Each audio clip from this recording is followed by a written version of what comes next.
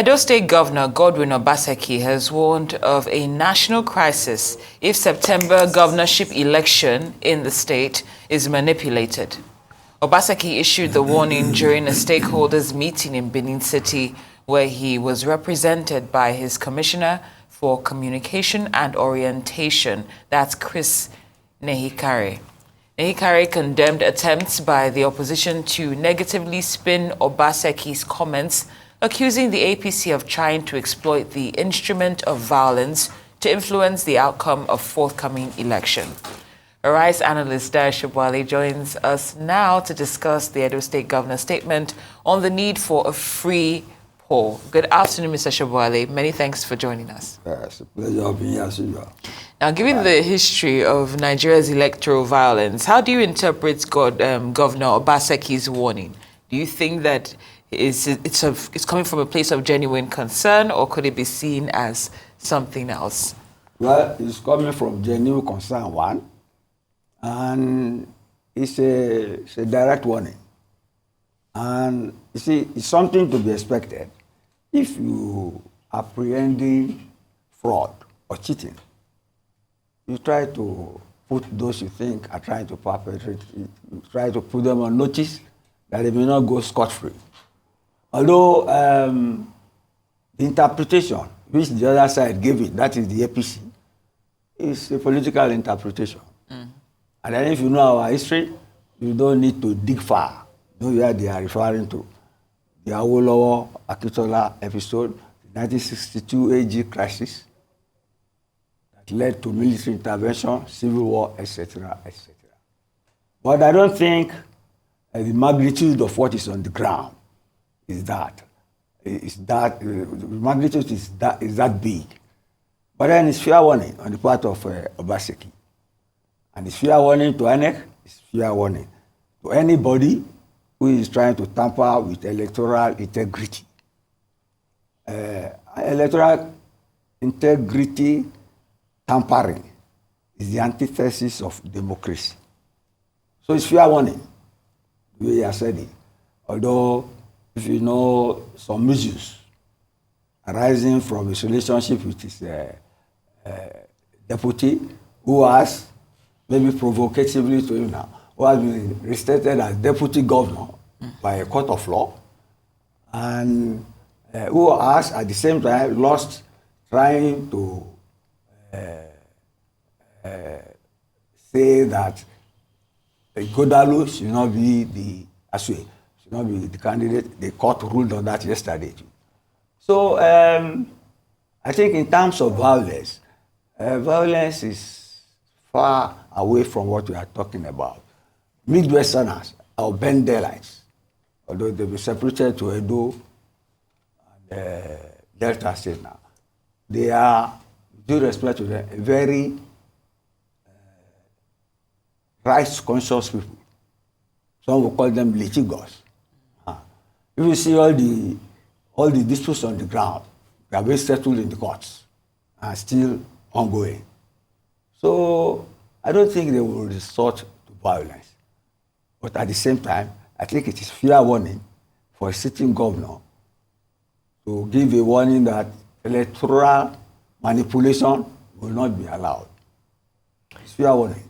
All right. Well, still on violence, because when you look at the incident that took place last week that, germinated into what we're seeing now as the statement with the attack on the APC gubernatorial candidate that left a policeman dead, can we say that violence is off the cards? And what needs to be done to nip it in the bud? Because it seems tensions are really rising in Edo State. You see, I said before that Bendelas are litigious people. That violence at the airport, it was Shuaibu returning, although there are allegations and counter-allegations on who was involved and who was not. But if you look at Obaseki's statement, he didn't mention Shuaibu, but everybody knows that is the cause of the whole thing. And I think the courts will resolve them. But what is important is for INEC to be on his toes. Because these are people, you see, Edo politics Sobowale was deputy governor to Obaseki, and they were like brothers. I think his ambition, Sobowale himself said it, that they quarreled because he wanted to succeed Obaseki. And Obaseki said, no, that they will lose out if he allowed him, because due to the zoning something, it was not his turn. So he was being politically pragmatic, but it didn't work out. It didn't work out. But I think they will sort it out. They will sort it out, given the quality of representation for governorship that PDP has brought on, and that of the APC, and that of Labour Party. I think these are decent gentlemen. And they should be able to control their supporters, because that is what matters. So that you have, it's a vibrant political system. I'm not alarmed. It's a vibrant political system. And they know each other very well, having been in and out of one party or the other. So I think it's saber rattling. I would call it saber rattling. This should not come to real execution of blows. But in a vibrant political system, you have sort of language, that sort of language, and demeanor, not misdemeanor. Nice. Yeah. Very well said. Demeanor, not misdemeanor. Yeah. Now, Mr. Sobowale, when it comes to specific measures that you, with the electoral body INEC, are there any actions you like to see specifically regarding this election based on the governor's warning? But the election is September 21st. INEC does not live in a vacuum. Of course. We have seen what is going on. So I'm sure it's making its own plans. And not only INEC, the police, the security forces. They always have joint security force during the election time. And since it is not a general election, it's only in Edo, that same day, there is strict policing. And that has always saved us from this sort of threat. Deteriorating into real violence or election manipulation. Let's give INEC benefit of doubt that it will be up and doing, especially given this warning by a sitting president, and that by the grace of God, the 1962 crisis is not enacted in Edo, because fortunately or unfortunately, the Midwestern state was created from that crisis at that time. But Mr. Sobowale, I'm quite intrigued. In your analysis, you referred to Monday Okpebolo, the AAPC candidate, Asoigo Dayo, the PDP candidate, but no reference to Olumide Akpata. Of course, there's several candidates, but those... No, I said the three candidates. Did you say the three candidates? Yes. So do you think this brouhaha that's happening between PDP and APC and floor crossing and all that happening, could this be an opportunity for the Labour candidate to show up and possibly pleasantly surprise everybody who seems to feel that it's a PDP versus APC race? No, there's a saying, when two elephants fight, it's the grass that suffers. The grass may prosper from this now. That's what we are trying to say. Yes, the former NBA president is a well-known figure.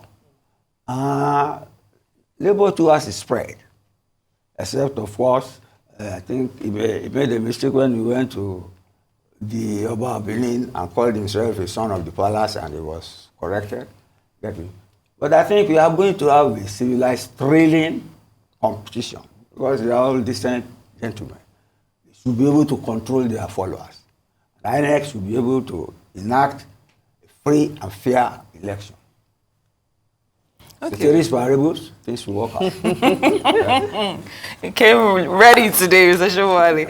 So we've talked about the role that the political leaders should play, that INEC should play, security forces. How do you think, what would you like to see in terms of international observers or monitoring groups? Would you like them to also play a specific role in this? Because I think... You are the one going international now. I knew that it would go this way. Since you have mentioned it, I will give you my own opinion. Okay. You see, you may not like what I'm going to say.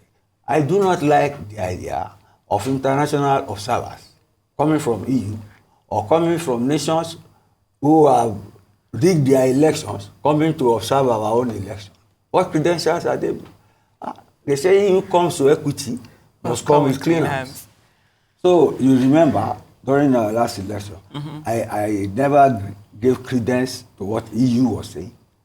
Because it's like they have come for tourism, as far as I'm concerned. They don't know what is really on the ground.